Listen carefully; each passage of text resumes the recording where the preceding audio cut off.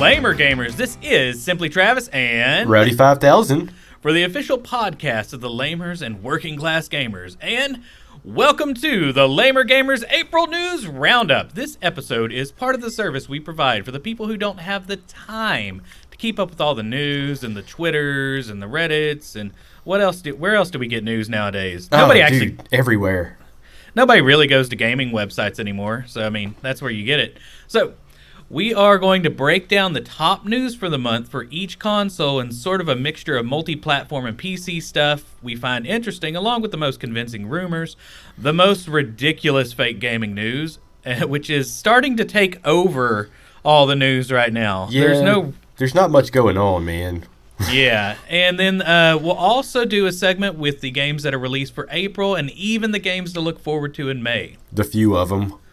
So, yeah, right.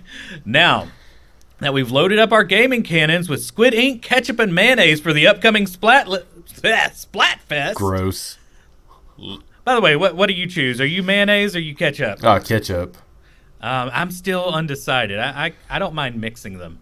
Gross. So I could play either side. All right, guys, let's get started.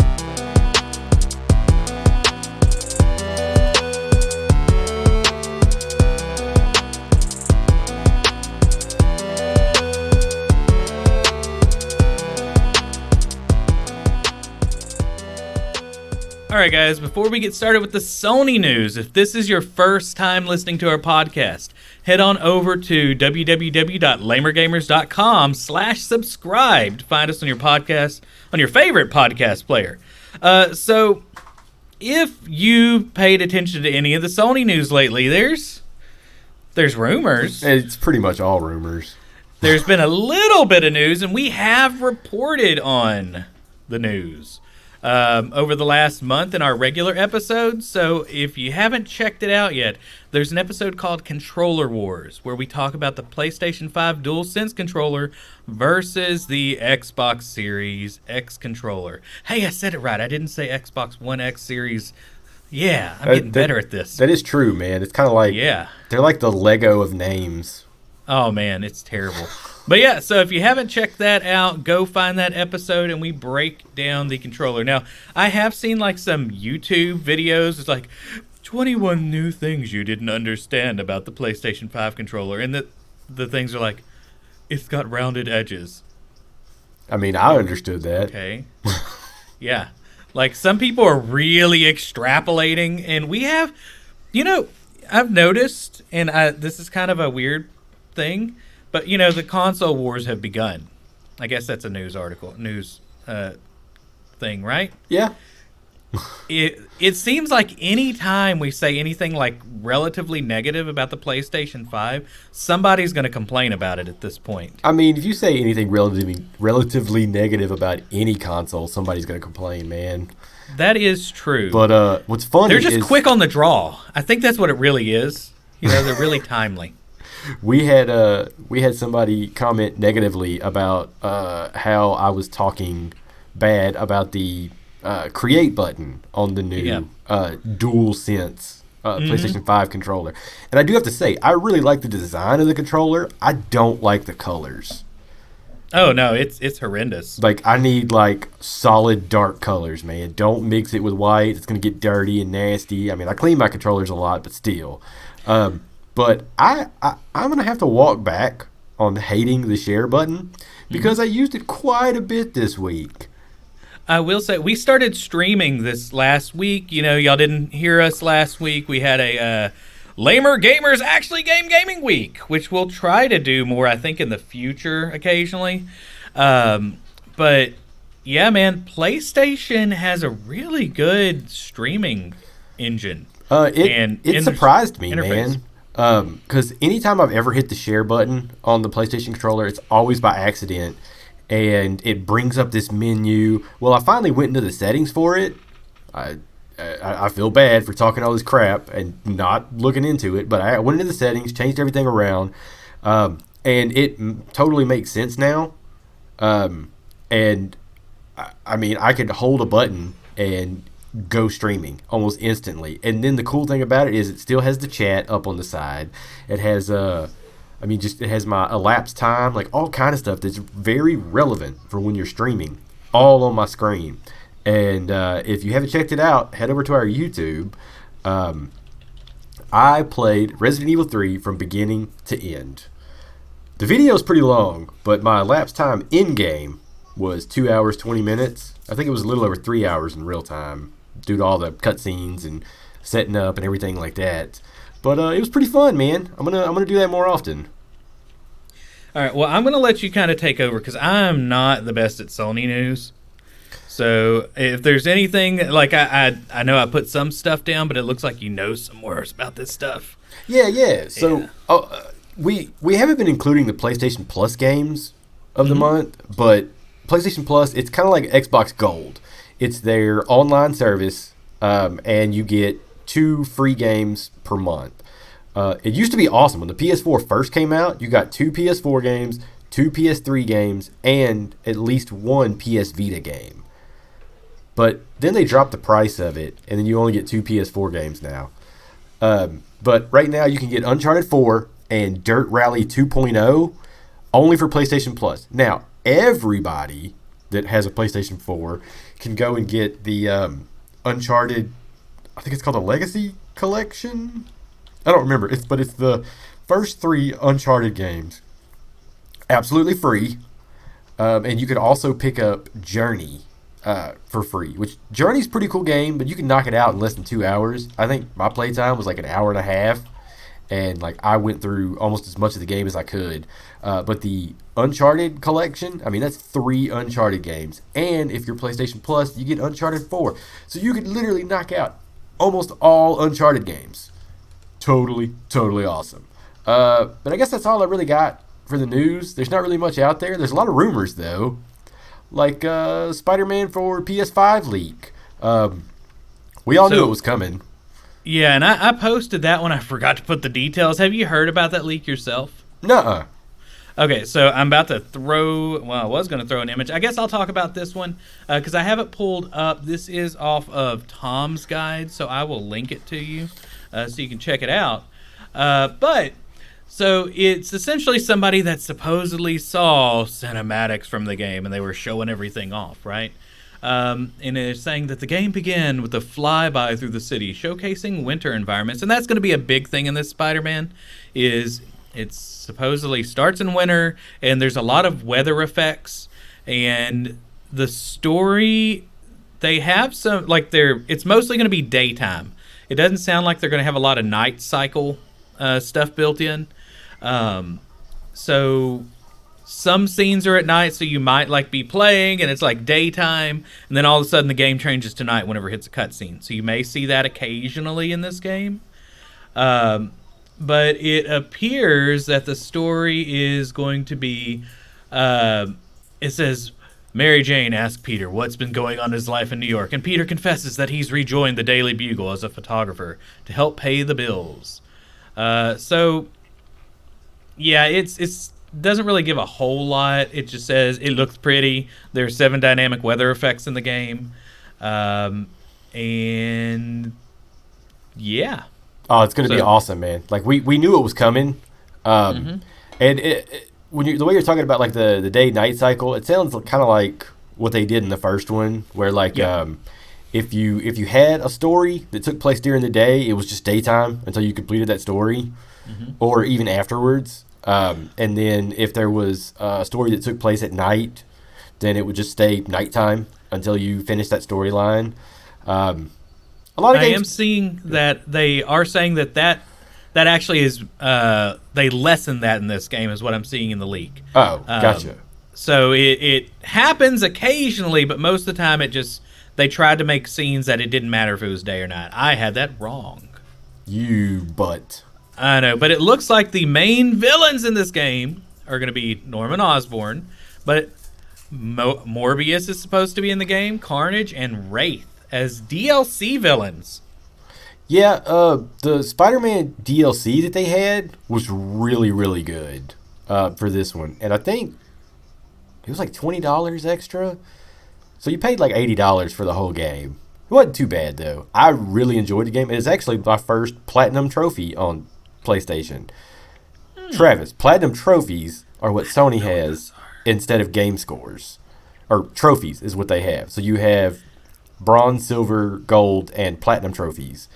And obviously, the lower the achievement is, the lower the trophy is. But the platinum is when you get all the trophies for a game. And Spider-Man was my first platinum. Ah, fancy. There have been times that I've gotten close, and then I will look up the trophies, and they're like, oh, hey, Will, you need to do this. I'm like, that's stupid, and I don't want to do it. All right, so I guess tell us about this next thing, the PlayStation 5 pricing. Look, this is still rumor. I mean, I would be absolutely shocked if this thing came out less than $500. But they're saying that it's tracking between $499 and $549. Wouldn't surprise me, honestly, if this thing came out at $600. But I mean, $549. I mean, $499 to $549. Okay, look, $500 to $550. That seems fairly decent to me. I mean, to put all the stuff they need to in it, because I've recently read how they upgraded the power supply and the cooling systems in it. Nobody wants a debacle like Microsoft had with the 360. They've definitely learned from that and learned their cooling, because I had an Xbox 360 that got the red ring of death from overheating. I was not happy. So I think everybody's learned about not letting your consoles overheat. Now, speaking of that, I did hear something about people are complaining that the Final Fantasy VII remake on the OG PS4s, that means original gangster PS4s for those that are not up with their lingo, that is making it sound like a jet engine, and it's struggling. Dude, I'll tell you right now, even the PS4 Pro, when I was playing Star Wars, whatever that last one was called, Jedi Fallen Order, I think is what it was called. When I was playing that, I actually played it on disc, and there were parts when the disc would spin up, and I thought it was going to shoot out and cut off one of my limbs. Oh, snap. But on the PS4 Pro, I don't really hear it without a CD. But Final Fantasy VII, there was one hectic part in the game I played where it did get a little hectic. But I haven't really heard it too much with my PS4 Pro. But yeah, that thing really will sound like a small jet engine if you have a CD in it. Okay, so did you see this patent? Dude, have you seen the picture of it? I've seen the pictures. It just looks like a little... okay, I guess we need to explain it first. So tell us about what the heck are they patenting? Okay, so this is... At first, I thought this was kind of like a little digital type assistant, kind of like Cortana or Clippy or things like that. No, this is an actual physical unit. It's a little robot monster companion that they've been talking about. And the craziest thing they've added is that it reacts to your emotions. This thing has cameras. It has a touch sensor in it, a microphone. It will be your friend forever. Yes. It looks like either a chicken nugget with eyes or cotton candy. Yeah, I'm not quite sure. I'm going with a cheeky nug. Now, I'm seeing reports that are like, the PlayStation 5 could come with this robot friend. No, it's not. No. Come on, people. Nintendo tried that in the 80s with Rob. Yeah. It didn't work out. Rob was cooler. This thing. Now, here's another thing. So, speculation is that, do you remember when we talked about the PS5 patent to where they were trying to patent, I guess, DLC or in-game items, pay-to-win type stuff? Do you remember this? Okay, so what people are thinking is that this thing is going to help PlayStation realize when you are getting frustrated in a game. Yeah. So the last patent with the whole DLC thing was talking about how people keep dying over and over again in a part, or they can't beat a part, And then Sony would send you a message that said, hey, X amount of players that played this game like you do beat this part with this, or beat it this way. If you would like this item, pay blah blah blah and you can get it. So that's all rumor and speculation that has not been confirmed. But if that is confirmed, this definitely will help. It will definitely be a microphone that will sense all your frustration and all the curse words, and then probably will ask you, hey, you want to buy this weapon? You want to buy this power up? Yeah. So this is obviously looks like it's going to be geared towards kids. In the graphic, it's showing somebody wearing house shoes. I'm not quite sure what is going on with this graphic, honestly. But if it does what you said, you look like you're getting frustrated with this game. Why don't you go get mom's credit card? Pretty much. And put in the numbers, and we'll beat it for you. It actually has a credit card slot on it. just swipe it. This is, by the way, I don't know if we said it a second ago, Hikomon? I did not say that. Yeah, Hikomon or Hikomon. But I'm going to read that I'm reading more on this article that I found. It will come with a quote-unquote love index to track the user's overall sentiment towards it. That sounds weird. I don't like it. I'm just going to keep reading this. It gets weirder. If the user strokes the head of the robot, the feeling deduction unit deduces the evaluation value of the user's love index is positive. Whereas if the user kicks the robot, the feeling deduction unit deduces that the evaluation value of the user's love index to negative. So this is scary because, one, Furbies are scary, and they're supposed to do some of this stuff, right? Is this thing going to come in, like, snuff you out in your sleep whenever you've kicked it too much? Oh, my God. Yeah. Don't kick Hikomon, or you will regret it. This is going to be a new thing now. I'm going to be talking like Hikomon for half the episode. Oh, no. Yeah. I should have done that for the beginning. All right. Anyway, that's the news, huh? For PlayStation. Yeah, that's the news for PlayStation, man. Yeah, we reported a lot this month beforehand in previous episodes, and then last month's news roundup was all the PlayStation 5, I guess, specs. Pretty much. Kind of. All right. Well, you got anything else? Nah, man, that's it for this. All right, guys. Next up is the Nintendo news.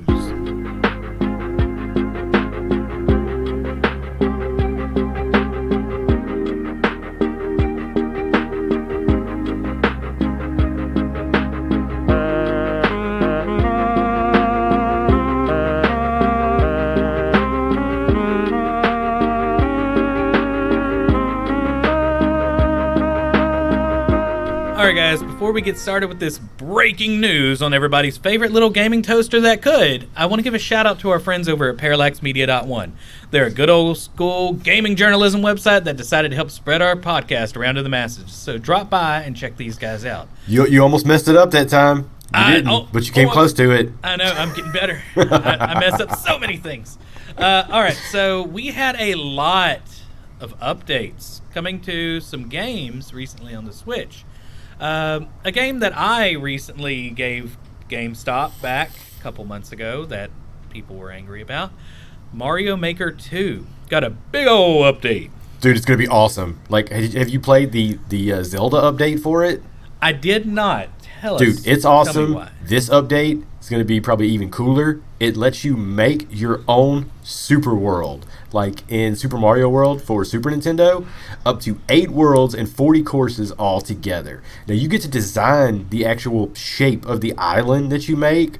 Dude, so much feels, man, when I saw this. Like, Super Mario World for Super Nintendo is one of my favorite games of all time. Will never be replaced. And when I saw that you could make your own, oh, dude, it's amazing. I'm absolutely in love with this feature.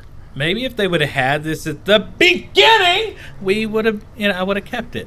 Sorry. So there are going to be some new items. My dogs are very concerned that I was upset, by the way. They all just kind of gathered around me. Um, so we're going to have a new item. This is a weird one, the Super Mario Brothers 2 mushroom. It will basically allow you to change into Doki Doki Panic Mario, where you can pick up items. But this sucks because you can't turn the whole world or enemies into Doki Doki Panic Mario. So, True. I mean, it's kind of a cool little handoff, but I really would have liked to have had Super Mario 2 in there. That would have made sense, wouldn't it? Yeah.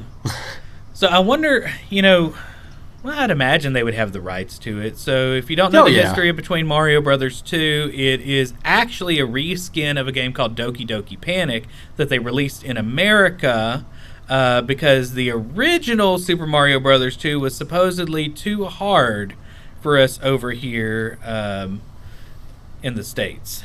You know what Doki Doki means? What? It's basically like the sound that you would say in the Japanese language for like a heartbeat, or kind of like we say like ba-doom, ba-doom, like for a heart. Panic. Like Doki Doki is like a heartbeat basically. So basically it's heart panic. We'd probably say thump thump panic. All right, next up they have the frog suit. I always loved the frog suit. It was pretty awesome, man. I hate frogs in real life, but the frog suit's pretty awesome. Let's see. We have a power balloon, the Super Acorn. It's kind of like the P-Wings, but acorn form for New Super Mario Bros. Yeah. Boomerang flower. I'm not sure what that one is. Yeah, you just get to, like a the boomerang. Boomerang, the yeah. thing. Okay. Cannon box, propeller box, Goomba mask. You can pretend to be a Goomba. Yeah, the enemies won't attack you while you're wearing it. Yeah.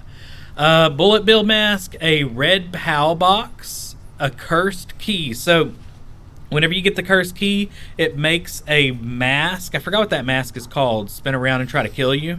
Yeah, it was from Super Mario Bros. 2. Yeah. An on-off trampoline. So it's like an on-off switch can be hit, and then a platform that turns into a trampoline or not a trampoline. As most things are in life, they're either a trampoline or not a trampoline. We're getting into deep philosophical areas with this one. Yeah. Okay, so next up is the dotted line block. And what I think I'm most excited about, the Koopalings. Yes. Larry, Iggy, Wendy, Lemmy, Roy, Morton, and Ludwig come back. And by the way, what's your favorite Koopaling? It's a tie between Iggy and Lemmy. Larry's the craziest one with the blue mohawk, right? With the crazy eyes? Or do I have him wrong, or is that Iggy? Iggy, I think, has the mohawk. No, Lemmy has... I can't remember now. Iggy or Lemmy has it's like a rainbow mohawk now, at least as of like Mario Kart 8. Yeah, I think I have the one with the crazy eyes wrong. Larry has the blue mohawk. Oh, okay, my bad. So then I think Iggy might be the one with the sprout on top of his head. Iggy's the one that I like with the green hair and the crazy eyes. Yeah. Yes, he's my favorite. Iggy and Lemmy. Yeah, man. Well, tell us why those are such important names. Oh, man, because they're based off of Iggy Pop and Lemmy Kilmister. Heck yeah, man. Roy is based off of Roy Orbison. I did not know that. Wendy is based off of the female punk singer Wendy O. Williams. Heck yeah. Ludwig, obviously, Ludwig von Beethoven.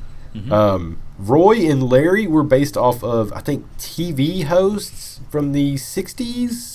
I can't remember which ones.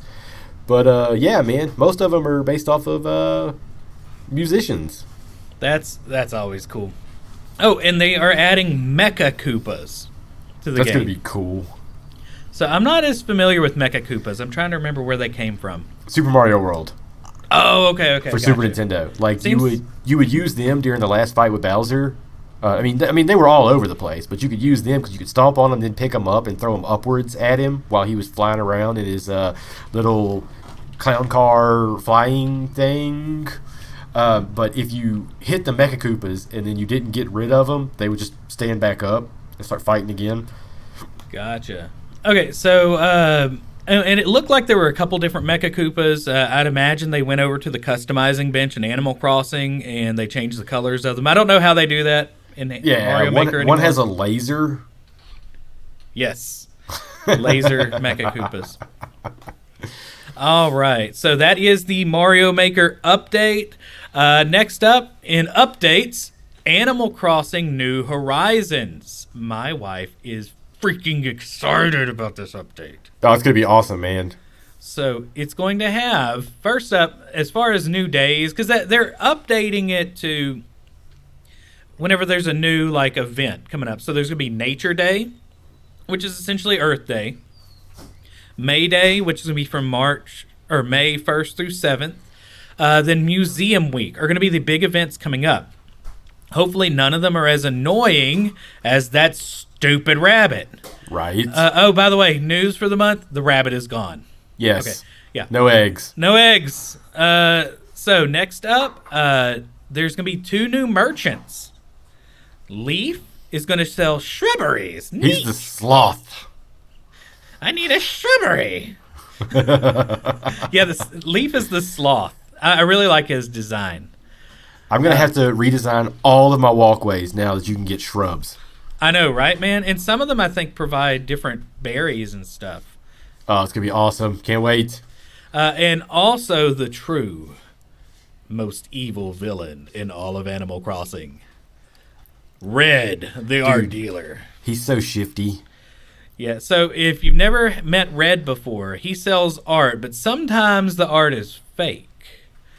And you have to determine it, then you bring it over to Blathers, and he's like, "Oh no, dude, that ain't real." Because in this matter, Red sounds like he's working in a convenience store in the mountains. But I'm excited for it because this is also going to open up the art gallery in the museum. So me as an art teacher, totally nerding out about this. Yeah. It's going to have statues. It's going to have paintings. I'm going to turn my house into a freaking museum. I'm excited. Man, I'm so disappointed because today my store is closed because they're remodeling to make the bigger store. Ooh. And I had all this stuff I needed to sell. So I went to somebody else's island to sell everything. Mm-hmm. And then I spent all of my money in their store. Because nice. one of the items that I was going to buy, I've been setting up a music room on my Animal Crossing, and I found an electric bass, and I bought it without even looking at the price.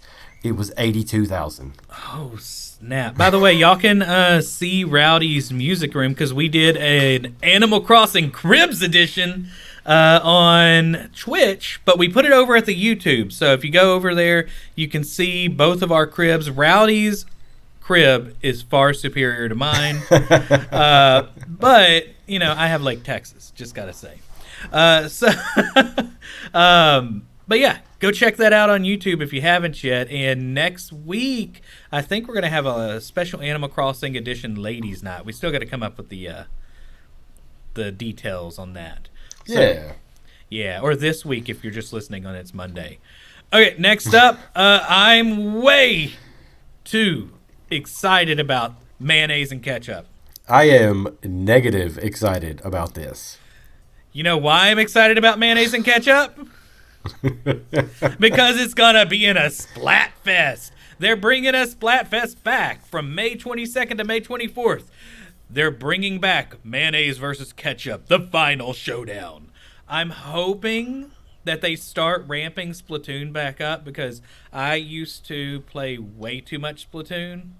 I play with a couple people that are ranked competitively, like in the top numbers.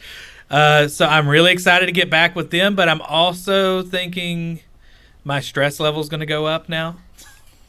I gotta say, blood pressure medicine. Man, since I'm not teaching full classrooms, the work teaching online is stressful, but my blood pressure is so low right now. I think I need to tell my doctor to knock back the medicine a little bit. Nah, man, you're gonna get back to school. Again. I know, man, and we won't be back till at least August. They've officially made it to where we're not gonna be back at school in building until next school year. So, yeesh. All right, but anyway, mayonnaise versus ketchup. What team are you going to be on? I still haven't really decided. I can go with the flow either way. But that being said, if Miracle Whip was there, I would choose Miracle Whip. Gross. Yeah, just saying. Or sweet and sour sauce. I usually prefer that. Okay, guys. Next up, Pokemon Company is going to start permanently banning players that disconnect from online matches in Sword and Shield. Yeah, don't be that guy. Huh? Don't be that guy. Yeah, listen to Rowdy's PSA. Don't be that guy. Nobody likes a sore loser. Nobody likes a quitter. Exactly. Speaking of banning, China is going to ban online gaming and chatting on Nintendo systems with foreigners outside their quote-unquote Great Firewall. There were recent, and this is mostly stemming from Animal Crossing. Yes, of all games. Animal Crossing is the Descent. Whenever you think Animal Crossing, think Descent. I mean, you got to think about it, though. You have the Free Hong Kong movement, which we've reported about, the Hong Kong movements in relation to Blizzard and all these other companies in the past. But they're using it to make signs that say Free Hong Kong and all this other stuff, and posting it. They're reaching out to Americans, all the things that China just don't like, to put it bluntly. And if you look at the core of the game, it's basically like a capitalism simulator, all this other stuff. Try not to get too far into the politics behind it. Capitalist pig simulator. No. But that's how they see it, Yeah. So anyway, Tom Nook's a good guy. But so they are banning it, and they're not allowing people to talk to people outside of China now. So we'll see how the future with Nintendo is if they keep doing stuff like this. Because I'm starting to think that some things might change with Nintendo due to this next investment. Value Act just bought a $1.1 billion stake in Nintendo. They believe it can be the next Netflix or Tencent. Okay, I saw this over at NintendoEnthusiast.com. Basically, they sent this to Reuters, which is another outlet, but a legit news outlet. We believe Nintendo will be one of the largest digital media services in the world, in a category with the likes of Netflix, Disney Plus, Tencent Interactive, and Apple Music. Okay, so this company essentially wants to jump in and help them go big. Okay, like a Netflix Nintendo service, things that like I really wanted, especially after seeing Game Pass and how cool that kind of service is, and honestly the success Microsoft has had with it. I think Nintendo would just like really wreck shop if they did something similar. Yeah, I can see that. Now, this is still technically only a small percentage of the company, and this also does not give them, I know $1.1 billion sounds like a lot. Nintendo's got some money, y'all. They got it stored away underneath a mattress somewhere. I mean, they don't have Microsoft money. Well, honestly, Nintendo, with their the price of their shares, actually, one of the news items is that I accidentally skipped it. Nintendo stock is at a new 52-week high because of the strong demand from the. You can't find Switches. Animal Crossing is selling like crazy, and out of all the consoles right now with the coronavirus, Microsoft and PlayStation 5 have added instability. Now, I know they really don't have Microsoft money, but as far as cash goes and the amount of cash that they have on hand, they're one of the best companies in the world with being able to just like throw cash at things, not like tied up in investments and stuff. Microsoft got that Windows and PC money. That is true. And they have a lot of government contracts with those Aurora servers. Mm-hmm. Or Aura. I always get the name wrong with them. But hey, that equals money. Okay, so anyway, now Daniel Ahmad is I'm going to use a lot of his stuff. I really enjoy his Twitter. He is an investment or an analyst, and his stuff is usually pretty good. It's usually centered a lot in Asia and China. But he states that they are, quote-unquote, an activist investor. Now, that does not mean that they're going to go out and, picket things. Yeah. That means that they have a certain concept or idea. They want to push a company, push their direction in this company. Now, I was a little worried whenever I see Value Act and Tencent in the same heading for news articles. So I looked up this company. They're actually a San Francisco-based company. So this is an American company that essentially controls money from various investors. And they go and they try to, I guess, build up certain companies. So what they want to do is they want to push the company, their digital entertainment. They want to push media services. I'm going to read from these tweets. So this says, San Francisco-based ValueX said that it has had several meetings with members of Nintendo management and that it believes in the vision the company's chief executive, Shuntaro Furukawa, hopefully I did that right, has shared with ValueAct and with others. Unlike other investment firms that push for change publicly and often ask for board seats at target companies, ValueAct does not mention that it asked for representation. So it's doing things all sneaky-like, behind the scenes. So this will make people wear the foil hat. Now, it says its partners could offer relative guidance and experience to help Nintendo after they have served on boards at Adobe and Microsoft. So, Microsoft, what did they do recently? Game Pass. Adobe, what did they do recently? Adobe CC, which has brought the company a lot of money. I use Adobe CC. It's Creative Cloud. I kind of hate it some days because it's a subscription service, but they do give me a good deal because I'm a teacher. So it's kind of worked out for me, but I see where we're going with Nintendo if they have met with them and they're working almost like as an advisor setting. So in the next couple of years, I could, potentially Nintendo Game Pass maybe. All right. So they began buying the stock back in April 2019. So they're just growing the position because they don't believe the digital transition is going as smooth as they want. And they believe that they can provide value/pivot the company to become one of the largest digital media services. So I'm going to read once again. That was all from Daniel Ahmad's tweets. That's at ZHugeEX on Twitter. Said value. If you want to get technical, it's Juga. Yeah. Sure. Juga EX. ZHUGEEX. And he's got a picture from Dynasty Warriors. Yeah, Dynasty Warriors. Romance of the Three Kingdoms, all that stuff. Yeah, I was waiting to see if Rowdy would recognize that. All right, so ValueX said Nintendo has not prospered as much as video game software companies like EA and Activision. Oh, that scares me whenever you say that, though. As the industry's fortunes improved over the last decade. But it said the company was now going through a digital transition that was sure to pay off. Additionally, ValueX said the company has a chance to become an entertainment company. We believe Nintendo to be one of the largest, and this is basically what I read earlier about how they want to be the largest digital media services. Yeah, so expect some changes at Nintendo. Expect, hopefully, having dealt with a lot of Nintendo's online junk, hopefully it will improve. Things will get better.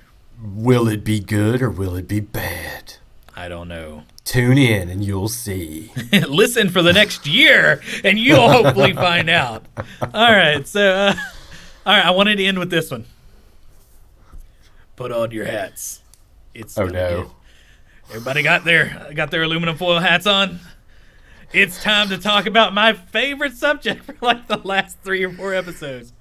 Cooking Mama. The conspiracy continues. Christ. All right, so Cooking Mama has just gotten wilder and wilder. I mean, it's the Tiger King of video game companies at this point. Oh, God. So, this is about the unauthorized release of Cooking Mama Cookstar by Planet Entertainment LLC. The game was not supposed to release. The, what was it? The 3 sloths and a platypus, or 3 monkeys and a platypus that were working in their media department, we said? Something like that. All right. We would like to thank our fans and customers for their support over the years for the Cooking Mama franchise. As many of you know, Planet Entertainment LLC, headquarters in Connecticut, USA, Planet, recently released Cooking Mama Cookstar for sale in the US, Europe, and Australia. This was an unauthorized release in breach of Planet's contract with Office Create. They're throwing the gauntlet down with this. Oh, snap. Oh, snap. In August 2018, Office Create licensed Planet to develop the Cooking Mama Cookstar games for Nintendo Switch. Unfortunately, the quality of the game's builds failed to meet the standards that our customers expect and deserve. Office Create rejected a wide range of deficiencies affecting the overall feel, quality, and content of the game.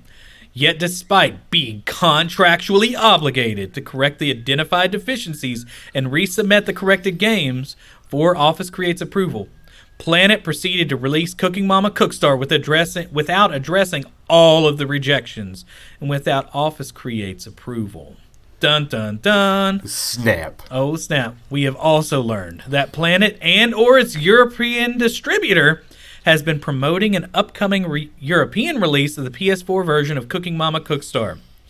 Office Create has not licensed Planet or any other entity to create any Cooking Mama games for the PS4. And we were confused about that. Oh, yeah. Yeah. Office Create itself has not been involved in the development of any PS4 Cooking Mama game. Bootleg Cooking Mama. Get ready for it. All right. It's like Prohibition Cooking Mama. That'd be kind of fun, actually. She has to, like, sneak moonshine out and, deal with people if they mess up the deals. All right. On March 30th, 2020, Office Create notified Planet of its immediate termination of the license due to Planet's intentional material breach of the license contract. Despite such notice, Planet continues to advertise and sell the unauthorized version of Cooking Mama Cookstar on its website in willful violation of Office Create's rights. To date, Planet has not confirmed the status of the unauthorized PS4 version. Office Create is evaluating all legal action against Planet to protect our customers, intellectual property rights, and the Cooking Mama series. In the meantime, we thank our customers and loyal Cooking Mama fans for the continued support and sincerely regret any confusion and disappointment that has been caused by Planet's conduct. This is essentially both the developer and the publisher pointing at fingers at each other, blaming them. That's funny. Because we reported on this in the past that the developer said that the publisher forced them to release it. It's messy, man. Very messy. It's like a messy kitchen. After cooking I see where you went. Yeah. Yeah. All right. So that is the Cooking Mama's news. But can you really believe it? I mean, I'm sure we'll keep you updated because there's going to be more. You can't believe anything the news media tells you, especially whenever it comes to Cooking Mama. Oh, God. Them and their clockwork elves. Okay, sorry, not going any further with that. All right, next up, we have rumors. Now, I'll talk about the first rumor. I'll let you go into the second one, which we already reported on, I believe. But we'll mention it again because it's cool. So there was a data miner. They go out in the virtual Minecrafts of the world and they go and get diamonds. They found new Switch firmware that released. So there was an update to 10.0. And they found some info to unannounced Switch models. In firmware 10.0.0, they added preliminary support for a new hardware modeled NX-ABCD. NX was the code name for the Switch. That is true. ABCD just sounds like a placeholder, too. Yeah. 3 of the 5 new DRAM profiles, so that's essentially the RAM in the system, are for this new hardware type. And there's evidence of a secondary display of sorts being added exclusively on this model. This is the Nintendo Switch DS? Yes, this is from Mike Heskin at Hexkey, Hexkys, so Hex Keys. Now, I've seen some people that say the DRAM stuff seems legit, but the secondary display stuff may be complete fake news. I mean, I've seen a lot of stuff about this secondary display. Yeah. So, we'll see. I'm still like, maybe it's referencing something to doing a virtual second screen, like for a virtual console kind of system, where you would see on your TV the top screen and then on your Switch the bottom screen. Maybe that could be something that's there. But it wouldn't make sense for it to be a DRAM profile. That's hardware. Your Switch wouldn't go to the TV unless it's in the dock. Good point, Rowdy. I'm dumb. So, that's just in my dreams. I miss the Wii U controller. So, we'll see. Hopefully, that'd be cool. I still want a power toaster. So, yeah, hopefully one of those DRAM profiles are for power toaster. All right, Rowdy. So, tell us about the Mario 35th anniversary rumor. Dude, Mario's getting old. Getting some back pain and stuff. Yeah, man. All those years of hitting blocks and landing on his feet from really high spaces, it causes lots of back pain, man. But it does. Yeah, so it's Mario's 35th anniversary, man. That's a long time. You're making me feel really old. Years ago, they had Mario All-Stars, which was awesome for the Super Nintendo. It was Mario's 1, 2, 3, Mario the Lost, and Mario the Lost Worlds, which was technically Mario 2 in Japan, with kind of a 16-bit reskin. So now, this rumor is that there will be remakes or HD remasters of Super Mario 64, Mario Sunshine, and both Mario Galaxies 1 and 2. That's going to be awesome, man. Sounds like a Super Mario All-Stars Part 2. I'm totally going to get that. Hopefully they don't release them like one at a time. It's like all in a pack. I'd love them all in a pack. In my mind, it's... Okay, so I can see I remember the original Mario All-Stars, and it was all 2D games. But for some reason, like, it does not compute that you should be able to put 3 big Mario games that are in 3D. 4. Shut up. 4, I can't count! In a pack. Like, that just, I don't know, it doesn't work in my brain. Yeah. It's probably going to be like one of those ridiculous things where, like, if you buy the physical copy, like, one game comes on the disc or the cartridge and the other game you have to download. Well, they're really not that big. I think just the fact that Nintendo is really good at milking a game for all that it's worth. Oh, yeah. And selling remasters or re-releases for full price or the $40 bucket. And it never goes down from that price even after the system's gone. So speaking of those re-releases and milking it for everything, milk. We possibly getting Super Mario. Was it Super Mario 3D World re-released? So that was the one that was put on Wii U, and is now possibly being ported over to Switch. I mean, they are slowly putting the last nails of the Wii U's coffin in. I mean, we're possibly getting Super Mario 3D World. We just got Wonderful 101's about to come out. There's only like a couple of things left. There was Xenoblade Chronicles X and I thought of another one recently, but I forget. But yeah, there's not many hits from the Wii U that hasn't been ported over yet. Yeah, which is great because I want all these games from the Wii U over to the Switch. They had good games on the Wii U. You people just didn't go out and buy it. I loved the Wii U, man. I did too. But yeah, nobody bought it. Yeah. All right, well, do you have anything else? Because I can't think of any other Nintendo news. No, man, that's gonna be it. That's gonna be it for that. All right, guys. After the break, we're gonna come back with the Xbox Series One XS, whatever the heck they call it, maybe even Project Lockhart news.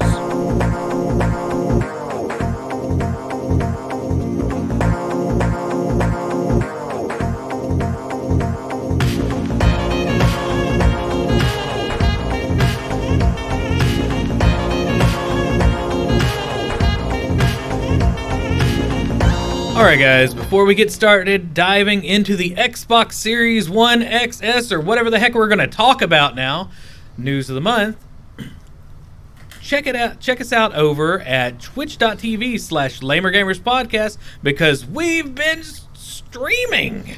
And you can also see the recordings of what we've been doing over at Lamer Gamer Podcast YouTube. Yeah, it's been fun. Nice. We've done like what at this point? Probably 6-7 hours of streaming the last week. By the time this comes out, we will have streamed for 5 days. Yes. In a row. 5 days straight. Just in a row. Yeah, just in a row. No, we streamed all last week. So,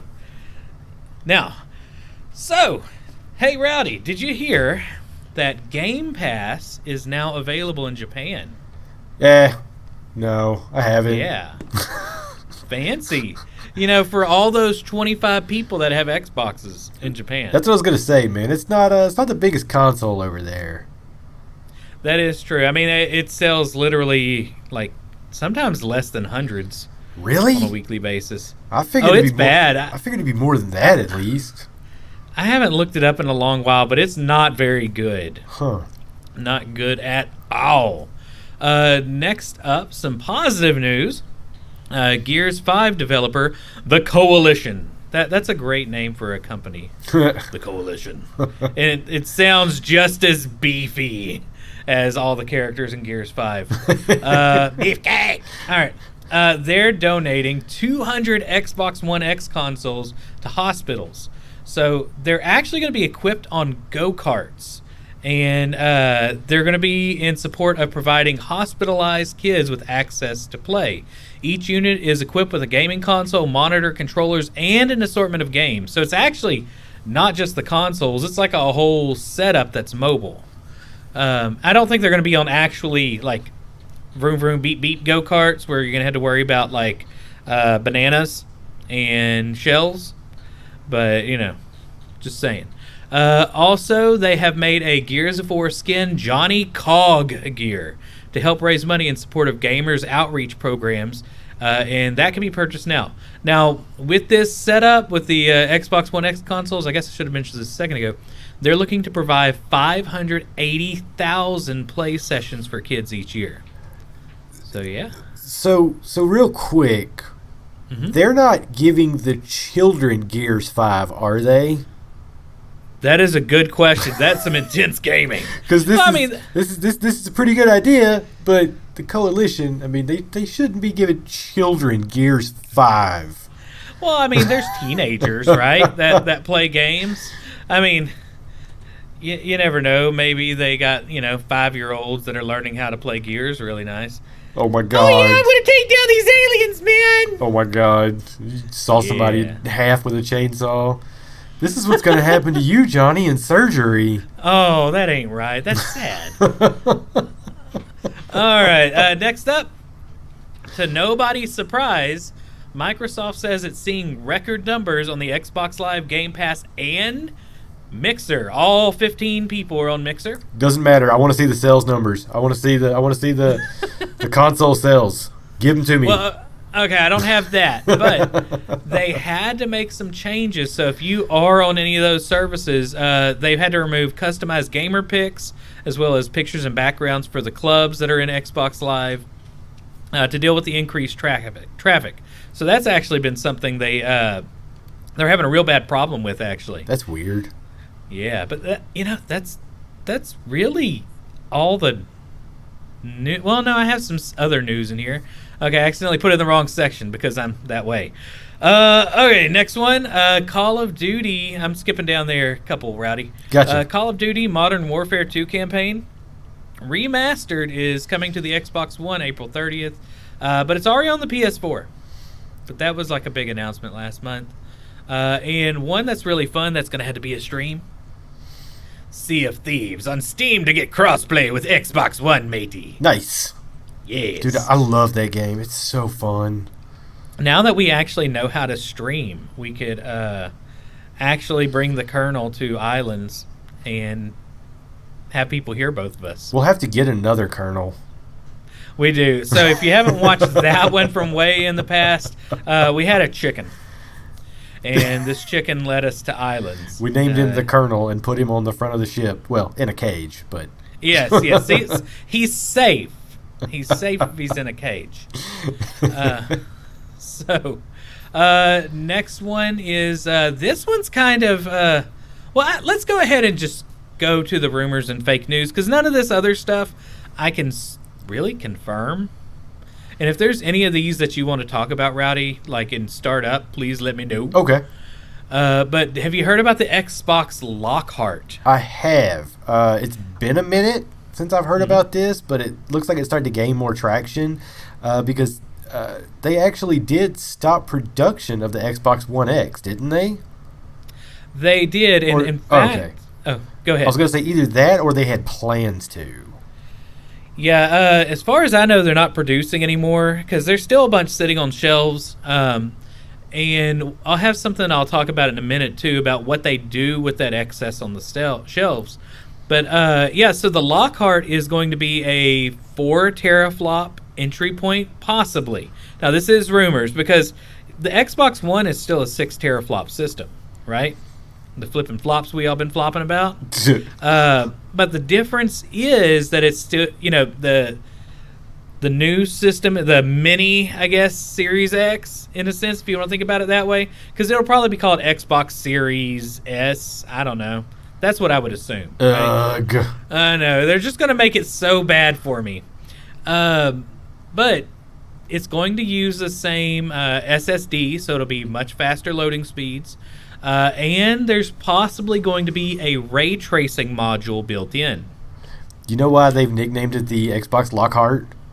Why is that? Because they're super jealous that Tifa Lockhart from Final Fantasy VII is only available on PlayStation right now. Yeah, that's exactly it, Rowdy. That's completely 100% just an exclusive right now. They're super jealous. You heard it here, guys. It's an exclusive from Rowdy 5000. They're totes jealous. Yes, totes jealous. Absolutely. Okay, so next one, and I'm just going to segue about the Xbox One X since we were already talking about it. There's been a Cyberpunk 2077 Xbox One X bundle leak. Now, they've been pulling some Xbox Ones off of shelves recently. I'm wondering if they're possibly going to either A, reskin the consoles in a sense instead of producing new ones because it might be easier, or B, have some that just have the game built in like with it, because you saw a lot of that with the Fallout 76 edition and the NBA 2K editions, where they would take a console, bring it back to the shop, to Microsoft, open them up, and throw in the little game cards that would go with it, the digital downloads. That's what happened to my Fallout 76 Xbox One X. It was already opened, technically, but whenever I contacted Microsoft, that they had essentially said, no, that wasn't a used unit. I thought Newegg was doing something shady. Yeah, they were just trying to make sure that you got your favorite game. Oh, yes. They made sure I got my favorite game, Fallout 76. I'm so thrilled, Rowdy. Freaking Fallout 76. It's awful. All right, so going into Xbox Series X rumors. Now, this isn't so much a rumor as it is something that's been said by Jim Wall, who is a hardware engineer at Microsoft. He says that the Xbox Series X is going to have 70% more airflow than the Xbox One. It needs it. That's a lot of air. Like I said, man, I think maybe earlier in this podcast, I forgot. We recorded it in 2 sections, so I think I had forgot. To work and then I streamed. Rowdy's been doing stuff too. Yeah, man, when I had my Xbox 360, it was awesome. It was one of my favorite consoles. Everything was going good, and then one day I got the red ring of death. And it was lament was felt around the land. It's from overheating, and I had to send it back in, and when I got it back, it was just never as good as what it was. And I was totally upset. They just gave you a junk one. Probably. Refurb. So, yeah, they learned when it comes to airflow and cooling and stuff like that. Like you don't cheap out on it. Oh, and it takes a ton of money too to fix consoles when they screw up. Yeah. So they don't want to do that again. That's why they just put it in a giant rectangular box and threw a big old fan in it. I still think you could probably use it as like a airboat. We can go see some alligators. Oh, no. Yeah. All right, next up. This is crazy. Now, this is actually news from the end of March that I must have missed, but it was also, we record these episodes a little bit before the end of the month. So there's always going to be something hidden at the end of the month that's like major and awesome that we don't include in these. But the Xbox Series X graphics source code is being held hostage for dun dun dun $100 million. Now, this is legit, okay? So, according to an AMD blog post, we were contacted by someone who claimed to have the test files related to a subset of our current and future graphics products. Also, data was reported to be found in a report from Torrent Freak in a hacked computer and included source code for AMD's big Navi and Arden GPUs, which the later is supposed to be the Xbox Series X GPU.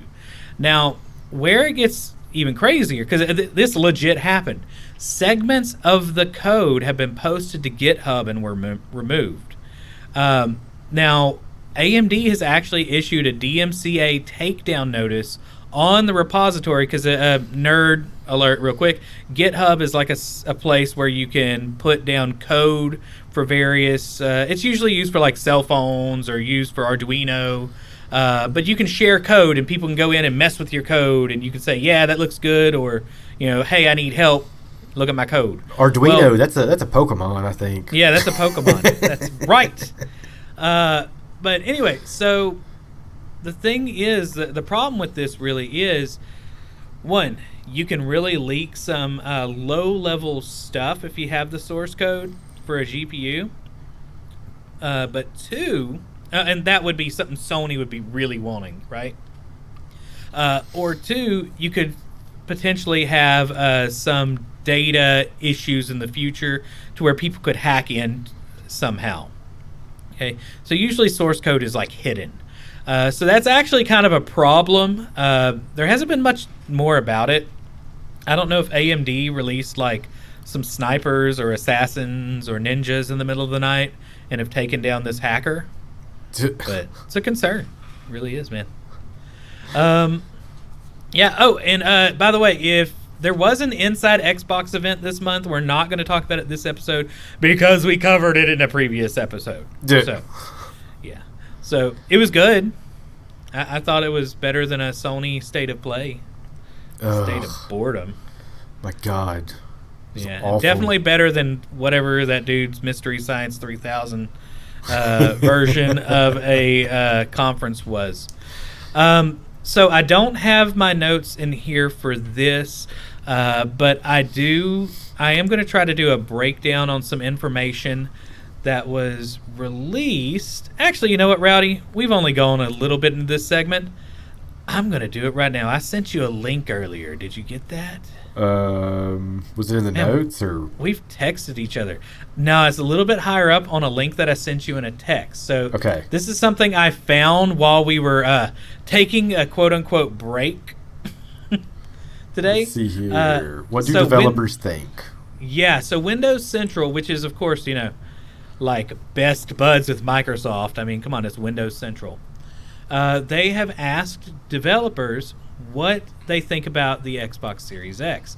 Now, there's some interesting stuff in here regarding ray tracing that I didn't realize. Okay, because whenever I've looked up ray tracing in the past, it's always been a visual thing, right? I didn't realize ray tracing can affect audio too. You can release rays of audio. Did you know that? I did not know that. So, in a sense, you could release, let's say you have something that's like a speaker source, and then that sound, they can figure out where it bounces off of various objects for acoustics. It's very cool. I fell asleep. I know you did. All right, so let's make Rowdy go to sleep. You ready? All right, so this is Hinterland Games. They're the people that made The Long Dark. So they're mostly excited because the addition of the SSD and custom hardware surrounding it, that is not only going to allow for better streaming and load times, but also dogs barking in a cacophony of anguish and in the middle of a podcast, which they've been doing all day. All right, anyway, outside of the dogs barking, he's excited about the addition of hardware ray tracing. Is super exciting because it's how it can be used outside of the graphics that will enable the biggest changes. I can already see potential use for it in games like The Long Dark, where we could be able to simulate physically accurate weather and wind by sending some rays into the world and then having the audio and physics change dynamically based on where the snow is accumulating or melting. These sorts of things are going to allow some really immersive experiences that weren't easily achievable before. Crazy. I could have achieved it. You probably could have. Another one's excited that they're going to be able to do 120 hertz gaming. I'm still kind of like on the fence how accurate that's really going to be. I know Microsoft's like, okay, guys, everybody's going to be able to have 8K games at 120 frames per second. I still don't believe that. Yeah, most people's 4K TVs right now are only 60 hertz anyways. Yeah, I mean, maybe you can run like Minecraft with nothing else on it. Dude, like I'm so excited. I'm so excited about ray tracing Minecraft. You have no idea, man. Really? Yes. Oh my god, dude. So you've been like me and you've been watching those videos. Dude, actually what's funny, I was actually looking into a lot of the aspects of the Minecraft ray tracing. I watched a video, I forget who it was, but Microsoft allowed them onto the test servers for it. Actually, it might have been somebody from maybe Neebs Gaming. Yeah, I don't remember. But Neebs Gaming's one of their editors that edits their Minecraft videos, because they have an editor for each of their series. I don't know if you listen to much Neebs or watch much Neebs Gaming, but they basically like make stories inside video games. It's pretty funny, man. You should check it out. But their Minecraft like Bartleby. Yes, pretty much. But their Minecraft series, it's edited really well, and they're using a lot of mods on it to up the graphics and stuff like that. So since before, since the RTX 2080s and 2070s or whatever else were released, and they started doing ray tracing, they immediately jumped on ray tracing mods for Minecraft, and the editor was actually breaking down the difference between the mods that they have and then the 4K Minecraft that Microsoft's putting out, and the mods actually work better right now. So give it some time. Like I said, it's still in like the test phase and stuff, but if you really want to see some good ray tracing Minecraft videos, check out Neebs Gaming's new Minecraft series, because they've done a few Minecraft series, but their newest one, it looks absolutely amazing. I will add also Digital Foundry's doing some really good ones, but they're probably way more boring and incredibly technical, and they go like 30 to 40 minutes at a time. So they're like, look at this, we're going to take some light and we're going to try and play around with color theory in this room. Let's see if we can make brown lights. And I eat that stuff up, but it's kind of boring. They're going to make brown. Yeah, so it's a really cool stuff that they're doing with ray tracing, and I'm stupid excited about it. Next up is Rebellion, who is known for Zombie Army and Sniper Elite games. So they saw how important both frame rate and resolution were for the previous generation. So it's exciting to be able to deliver 4K gaming at 60 frames a second. Something the Xbox One X offered was ability for players to choose between resolution and frame rates, and we think giving gamers even more choice in this regard will be a good thing. Also, the increased power means that they're going to be able to offer silky smooth gameplay for things like long-range ballistic mechanics with pinpoint accuracy, and they can make that more complex. I mean, they have a sniper game, right? Next one about the hardware accelerated ray tracing, and that is going to be the biggest difference between the PlayStation 5 and the as far as unless PlayStation releases something else, but it has its own dedicated unit for ray tracing on the Xbox. It's going to allow players to go into environments that are more realistic and dynamic, but ray tracing hardware can do more than just rendering, and this is all new to me because I didn't realize it. They can do incredible things with the acoustics to enhance realism, modeling realistic sound occlusion for AI's hearing in real time, for example, is an incredibly useful feature for creating stealth games, which I'm absolutely terrible at. Give up and just start using grenades. Also, storage speed on the solid-state drive allow them to make beautiful, realistic environments that load immediately. They can offer unique motion-captured animations more often. Then we have the Coalition, which, I mean, I'm not reading all of these because some of these are definitely like Microsoft's like, hey guys, say this. Say this one. Right? But I don't know how much to take with this one because they're talking up the I/O improvements, which is dealing with the solid-state drives. That they are basically doing stuff that is better than what the specs say regarding the speed of it. So they're trying to claim like they're in the same ballpark as Sony is kind of what they're saying. I'm not going to go too much into that, but they talk about all sorts of interesting nerdy stuff regarding Series X's sampler feedback for streaming. It's a game changer about how we think about world streaming and visual level of detail. So that's going to be interesting. Then we have the people from Snowed In Studio once again talking about ray tracing. I mean, it's all ray tracing right now. People are excited about that. Reflection, soft shadows, refraction, transparency are all things that these operations have a cost, but however, the ray tracing hardware allows them to do these interesting things that basically won't be able to take away from the GPU.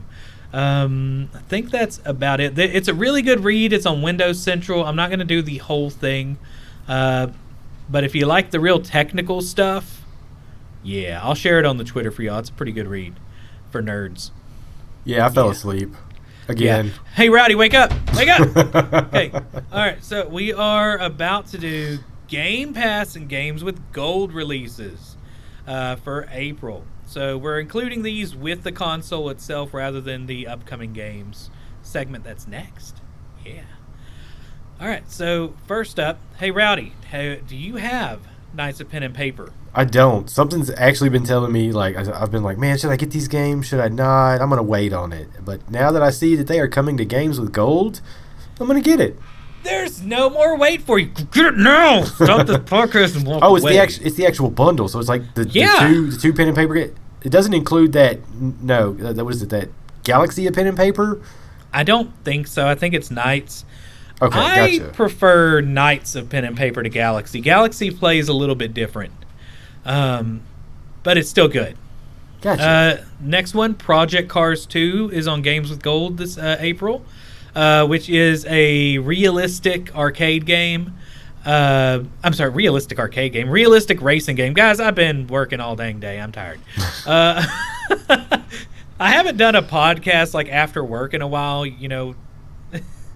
We usually do them on the weekend. I remember some of our first podcasts. It was like coming home from work. It's like, okay, let's do this podcast. Yeah, they were awful. Yeah, they were terrible. Next up, Fable Anniversary. I mean, if you haven't played Fable yet, I mean, go get it. Get it. I mean, even if you have played Fable, get it. Beat it in like 3-4 hours. Mm-hmm. After that, we have Toy Box Turbos. I don't care. Next one, in Game Pass, game that we played and we talked about recently, Totally Reliable Delivery Service. I love this game, man. So what do you like most about this game, Rowdy? Just the chaos, the sheer amount of chaos that happens in this game. But a lot of times when you have a game that has a lack of controls, it can be very annoying, very frustrating. Not once when I messed something up in this game did I get upset or frustrated. I actually laughed and wanted to do it again. Wonder if I could recreate said chaos. The only thing, like, we've played this game quite a bit, and we probably need to stream it at some point. I can't get into the Zeppelin. If you're listening and you know how to get into the Zeppelin, tell us. That's the air balloon with an engine. If you don't know people that are listening. Yeah, not the blimp. The blimp. Well, yeah, it is a blimp, isn't it? Yeah, you're right. Yeah. My wife is looking at me. She has very specific definitions of Zeppelins and blimps, and there is a difference. I don't remember what they are. This is a blimp. Rowdy says it's a blimp, but she's looking at me like, no, it's a Zeppelin. All right, next Zeppelin. One.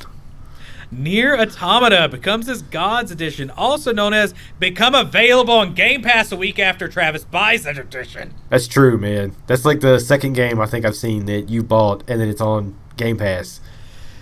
Yeah. The first one was what, Children of Morta? Yeah, but Children of Morta, like, I was completely okay with that because it's such an indie developer, you know. That being said, Nier Automata, man. It's so good, dude. Oh my god. Dude, I need to get back into it. I'm about to fight. I'm about to go in the pit. Dude, it's got one of the best soundtracks ever. The story is absolutely crazy. You start to wonder okay, I'm not gonna get into it, but you start to wonder all kind of things in this game. So, like, it is so freaking good. I'm gonna have to stream it just so Rowdy can cheer me on. Super excited about it. And remove your OS chip the next time you play. Yeah, I'll do that. I'll do that on stream. Okay, so next up is Alvastia Chronicles. We talked about that last month, I believe. Actually, we talked about that with the Inside Xbox one. That's the one where there's 13 people fighting in your party all at the same time. Oh, that's right. Yeah. Oh, man, have you played Journey to the Savage Planet? That's also a game. Not yet, man. Do it. I've been head first. I've been head first in Animal Crossing and Final Fantasy VII right now. So, Journey to the Savage Planet is a humor game. It's very much like No Man's Sky, except you're just on one planet, mixed with the Metroidvania. Like, you can't access certain areas until you get certain power-ups. Okay. I had to stop playing it, though, because there are these cute little chicken monsters that are in this game, and whenever you scan them, they say, blah, blah, blah, blah, they love you, or blah, blah, blah, blah, they really love you. Yeah, so they're just in the game, but the game forces you to kill them. And my wife cannot be in the room because it makes you do things like kick them in the air and shoot them. Oh my gosh! For science. So yeah, and they sound so sad. Then they all try to attack you, and then the alpha explodes. It's like Zelda. Yeah, exactly. But it's not as nearly as bad as Zelda. They're so derpy. These poor little sweet chicken monsters. Dude, I need to send you the video of the real life chicken attack from Zelda. It's just somebody filming, and there's all these chickens flying through the air and running on the road, and I've seen tons and tons of people just be like, "Oh my god, this is real life Zelda." Man, they just got chickens next door. Oh, in my house. I hear those things every morning now. Ugh. They're caged up really well. I'm surprised none of the dogs have gotten them. All right. Next up is Gato Roboto. Dude, Gato Roboto is so fun. I haven't played it. I played it on Switch. It's really short, but it's so fun, man. It means cat robot. It's actually it's a Metroidvania game, but it's only in black, white, and gray. But then you can unlock other shaders and filters to make it look like other portable consoles and stuff like that. But it's very lo-fi in color. It's super funny, man. I mean, you play as basically Cat Samus. Cat Samus. That's awesome. All right, so next up are two games. When you're listening to this podcast, this hasn't released yet. April 30th, both of these games. Hyperdot, which, according to their website, is a minimalist action arcade game with one rule: dodge everything. Oh, so, I'm out. Yeah, it's squares and rectangles. I mean, it looks good enough. It'd be a game. Next up is a game. Levelhead. This one is still in early access whenever I look at it on Steam. It says, build, play, share, and compete in Levelhead, the platform maker. Create challenging levels with deep intuitive systems in the level editor. Then share those levels with the world and gain a following. It looks like a 2D platformer simulator. It's generic Mario Maker. Okay. Mixed with Bullet Hell Maker. Yeah. Oh my god, like Cloudberry Kingdom. Actually, this looks actually really in depth the more I'm looking at it. Maybe I had to take that back. Anyway, you can look that up if you want to make a bullet hell level, because that's the thing. Now, I will say it's probably going to control better than Mario Maker 2. You shut your mouth. Mario Maker 2 is a good game. I mean, from the creation aspect of it. I could hear your saltiness. My saltiness is well known about Mario Maker. It received a grand prize for Indie Showdown, the label, and then Top 10 Indie of the Year for IndieDB. So it's got some chops to it. Editor's choice, official selection. Yeah. People like it. I think that's all I really got for Xbox, man. Do you got anything else? No, man. All right, guys. Coming up next is the multi-platform PC gaming and upcoming releases for the games that release in April and the ones that are coming in May.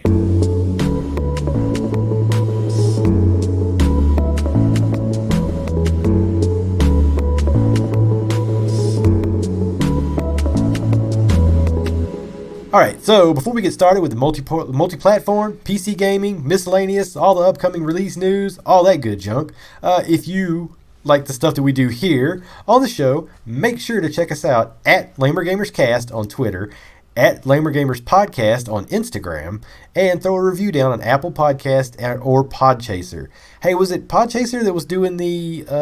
Yeah, Podchaser was doing 25 cents for every single review. Goes to Meals on Wheel for the COVID-19 response. I think that is over. I'm not 100% sure, but you should put one on Podchaser for us anyway, and maybe Yeah, man, you'd be a lot cooler if you did. Heck yeah, man. We had a couple people leave reviews. We still have 5 stars on Podchaser and Apple Podcasts. So that's awesome. Yeah, fancy.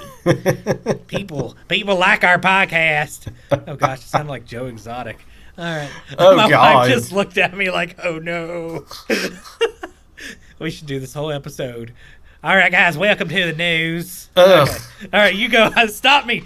Start talking about news. All right, man. What have we got here? Oh, my God. I just scrolled through my notes. Okay, here we go. So what is it? Outer Worlds writers hire Outer Wilds. Oh, my God. It was complicated, wasn't it? Outer Worlds writers hire Outer Wilds writer. So I got so mixed up always saying Outer Worlds or Outer Wilds when Outer Worlds was releasing, which I really wanted to play, but I played Outer Wilds on Game Pass, and it was okay, but but they hired the Outer Wilds writer. It's Groundhog's Day simulator.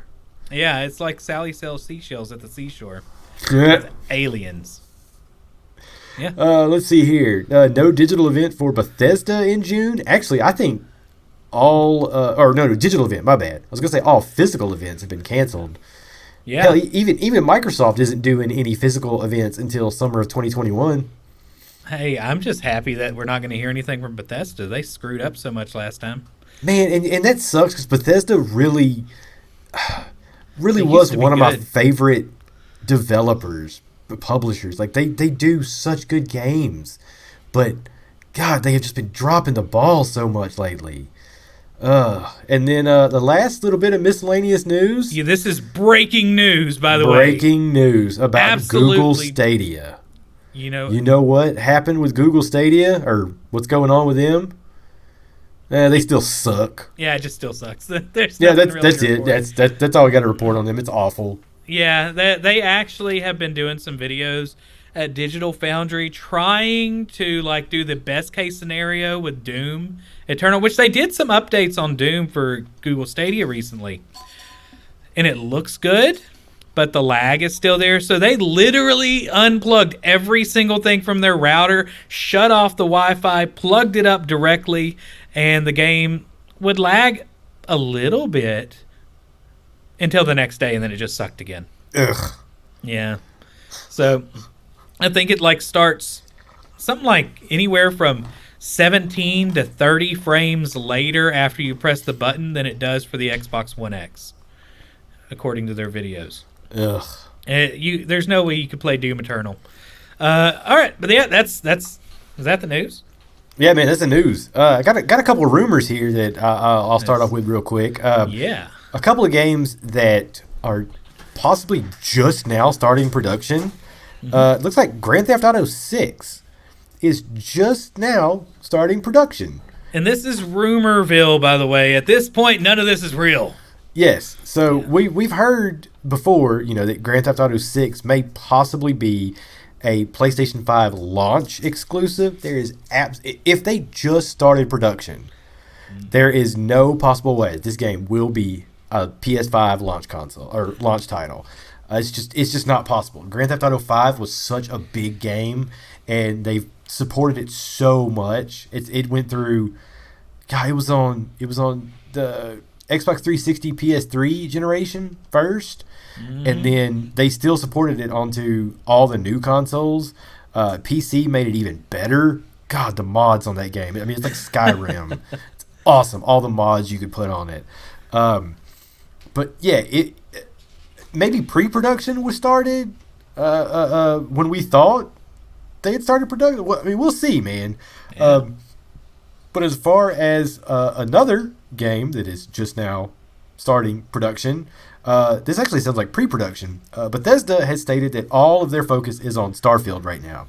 I don't know if you know much about Starfield, but it's basically the sci-fi game that Bethesda is working on that is not Fallout. You mean Outer Worlds? This is actually going to take place in space. I'm guessing it's going to be a first-person RPG. I mean, that's what they do. Yeah. It'd be surprising if it was something else, but all of their focus is on that. So, Elder Scrolls 6, they'll start production as soon as Starfield is released. So, they're probably in the pre-production, pre-planning stages right now for Elder Scrolls 6.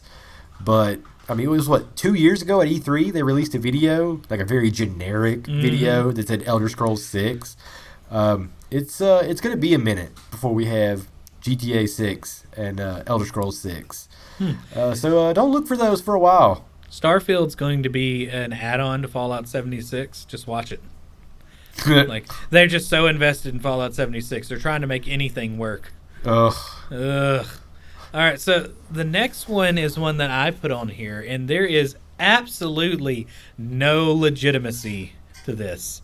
Like, normally some of our rumors have some. This is pure fake news. Well, right? It was from 4chan. 4chan. I mean, this is scraping the bottom of the barrel for rumors here. Well, okay? There have been leaks on 4chan. There's been some good leaks. I take that back. There's been some good leaks on 4chan, but they're not that reputable of a site, man. No, and this who knows? This could happen. It's kind of like going to a fortune teller. You know, it's like, tell me what you want me to hear, and then also, I don't know. It's just not, doesn't seem right. Okay, here we go. Marvel's Daredevil is going to come to next-gen consoles, according to 4chan leaker. It's going to be a single-player, narrative-focused game set to release in late 2021 or 2022 on everything but the Switch.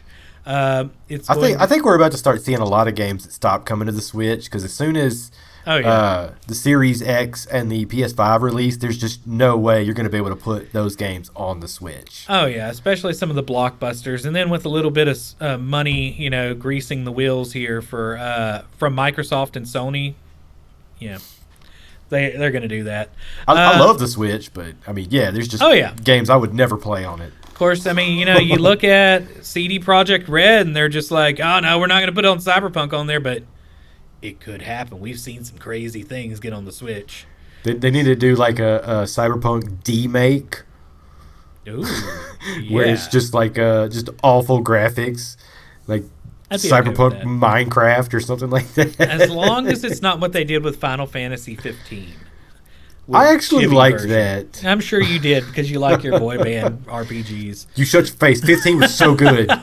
You need to play it. I know. It's on the list with 5,000 other games right now. Oh, it's super long, man. And then you'll never get to it. Then I just went back to my addiction of Pillars, and now I'm streaming it, and people want to see it. Okay.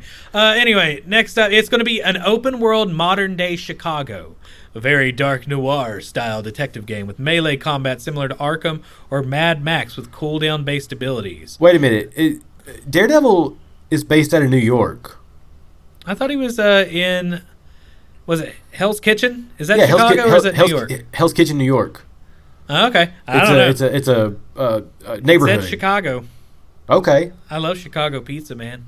Have you ever had Chicago pizza? I bet pizza in Chicago looks nothing like what we call Chicago pizza.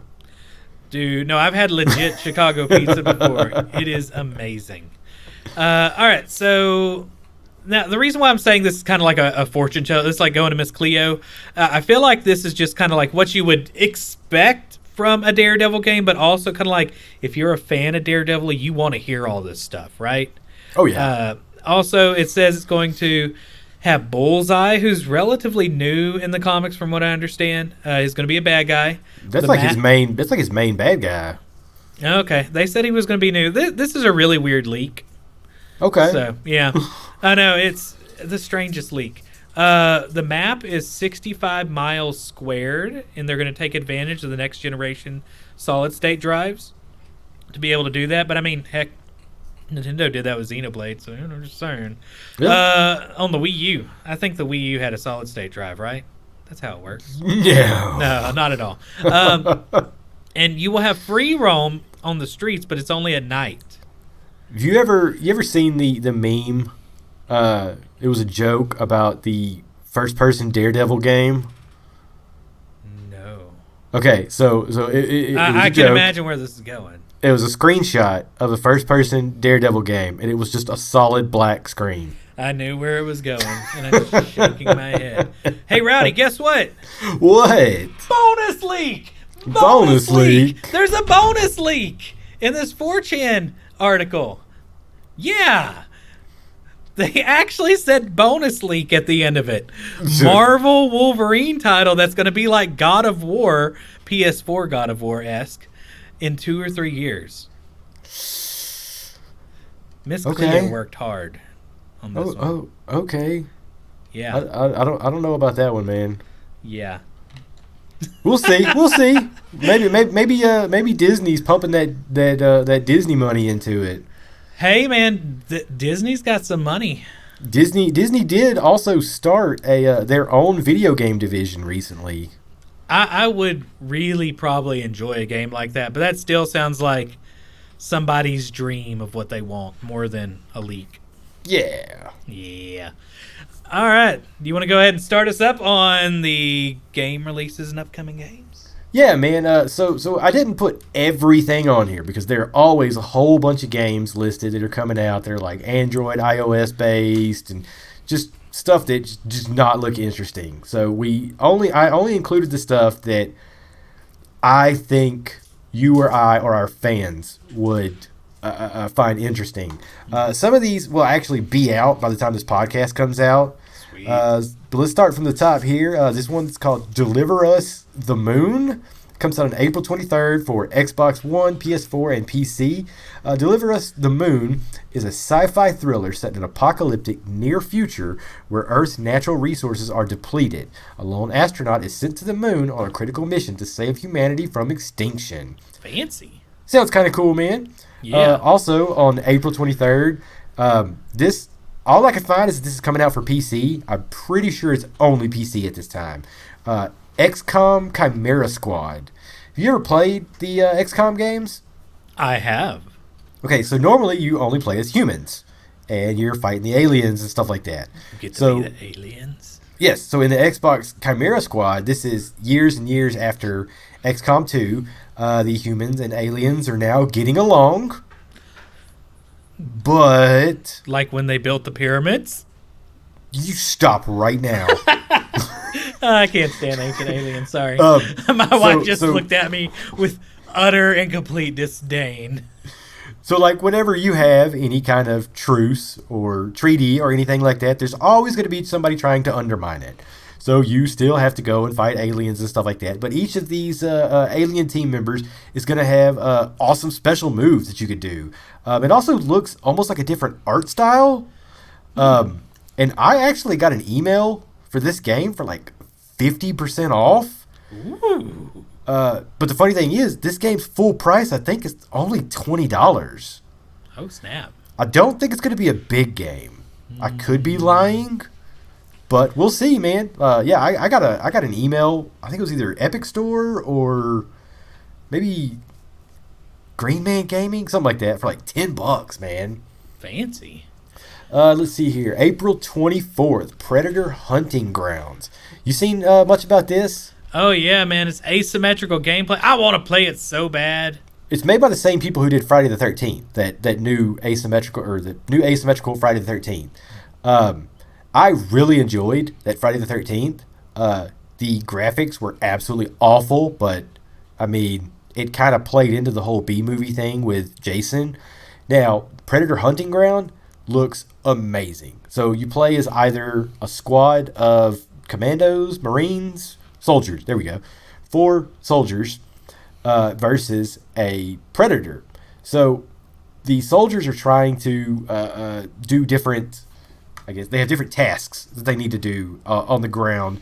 Like find and destroy the drugs that are in the jungle, or I think one that I saw was some guerrilla agents had some stolen artwork that you needed to go find, and while you are trying to take out all of the enemy soldiers and accomplish your missions, the predator's running around in the trees. So it's not just you versus the predator. I mean, there's a whole lot of stuff going on. It looks pretty cool. I may get it, but I don't know if I want to update my PS Live. But because I'm tired, in my head, you're delivering art to a bunch of gorillas. Like Yes. Yes. But that is PS4 and PC only at this point. I'm sure it'll come out for Xbox later. So, this next game, does this really involve potatoes? Yes, man. I've never heard of this game. The only reason I put it on here was because of how ridiculous it sounded. It sounds ridiculous. Spuds Unearthed comes out April 24th. That's by the time this comes out, it's already out. Fight to build your own Spud tribe and make your planet prosper in this hilarious action strategy game with a dash of playing God. Journey to different planets, upgrade your heroes, and create new weapons for your galactic conquest. I'm the god of potatoes. Yeah, man. I have my eye on you.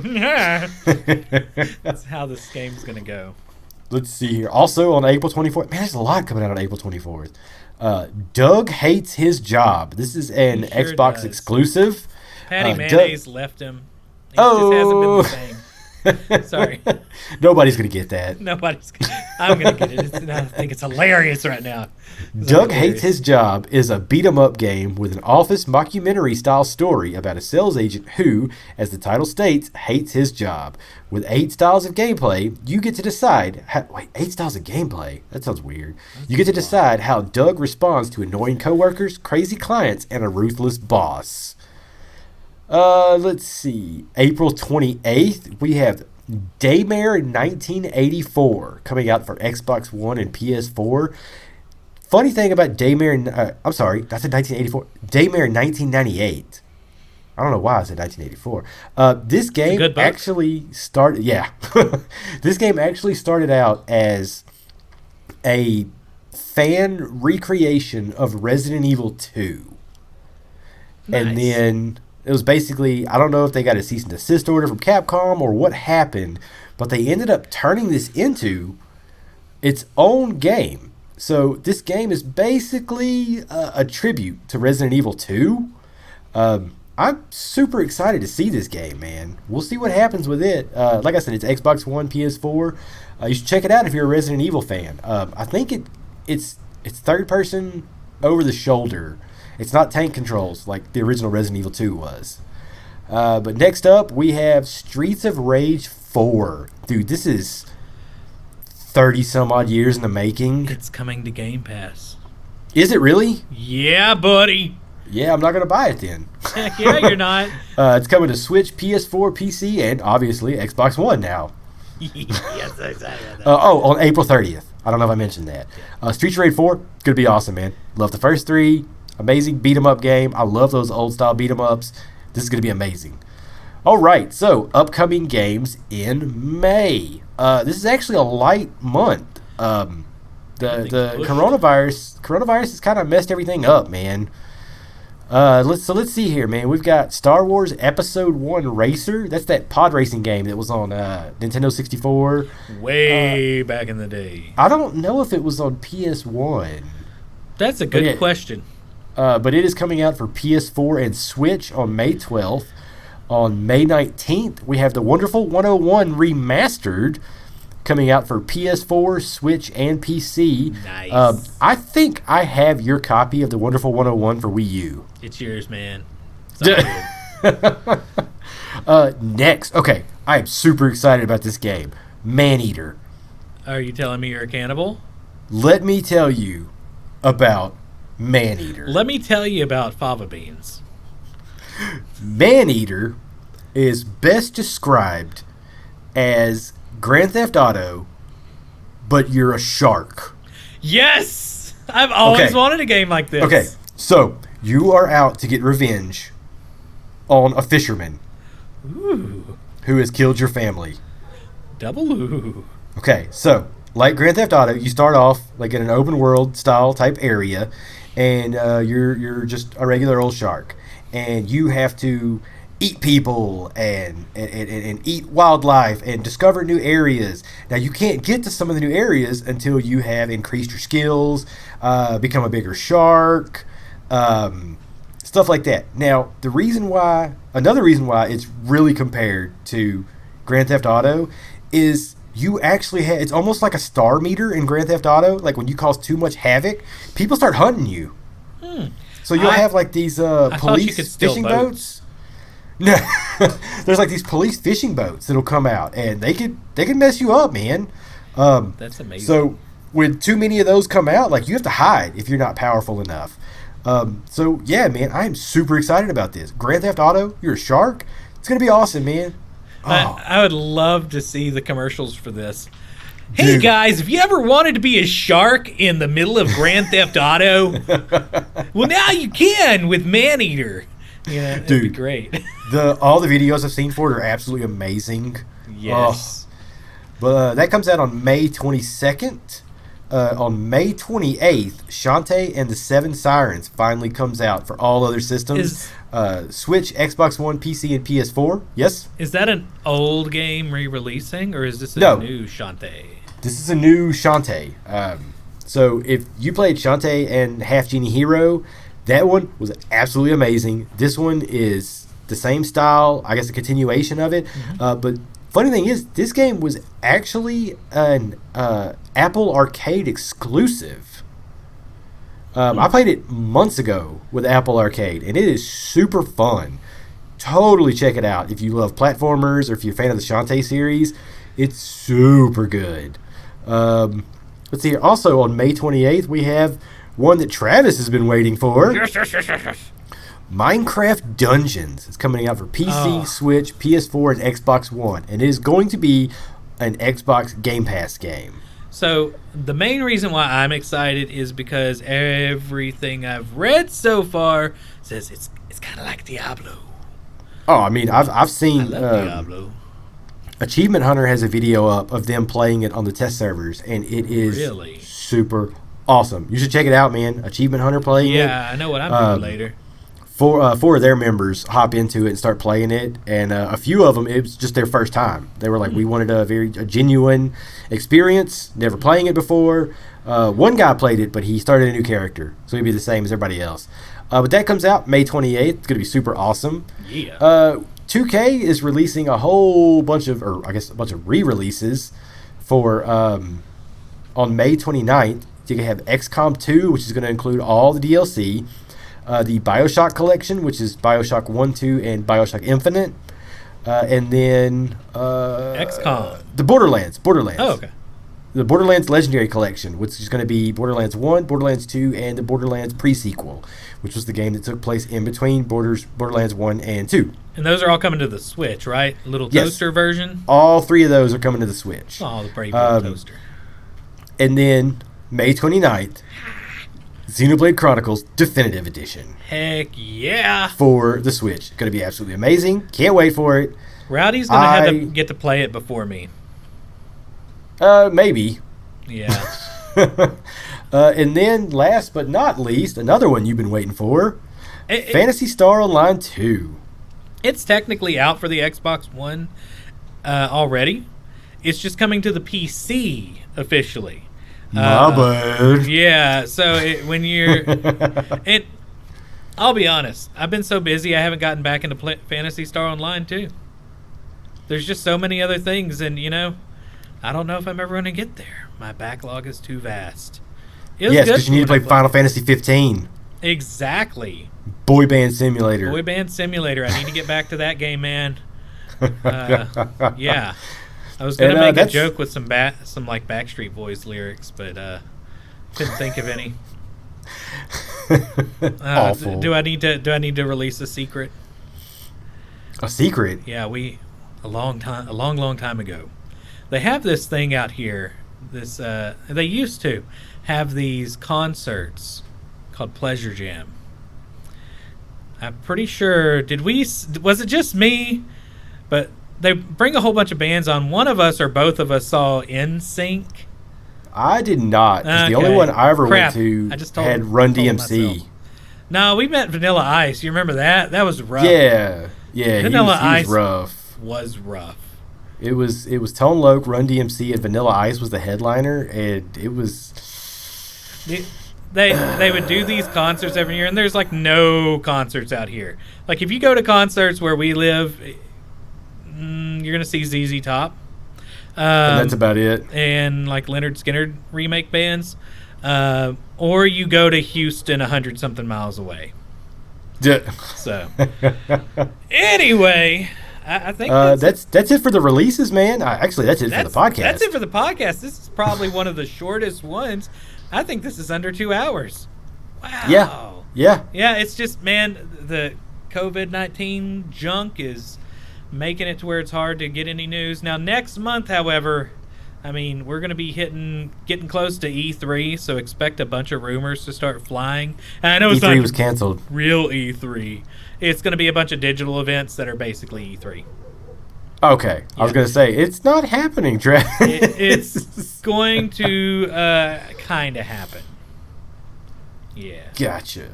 We'll see. All right, guys. That is it for our podcast today. Thank y'all for listening. Thanks to people who have been jumping into the streams lately. That has been really fun. Chatting with people and everybody on Twitter. If you like what we're doing, please share, hit like, all that other good stuff. Because, as you know, nobody's commuting anymore. So we need more people to listen at home. That's why we're going to put everything on YouTube. Yeah, man.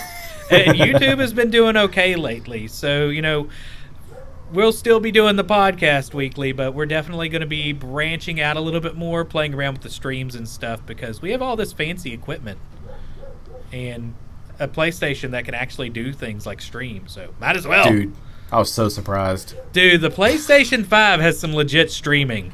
Like, it makes all the other stuff I've got over here and even the Elgato look kind of shabby. PS4. No, yeah. All right. I have a PS4. Yeah, you have a PS4. You're not a PS5. I'm tired, Rowdy. All right, that is it for me. Y'all have a good one, guys. You got anything else, Rowdy? No, man, that's it. Have a good one, guys. Out.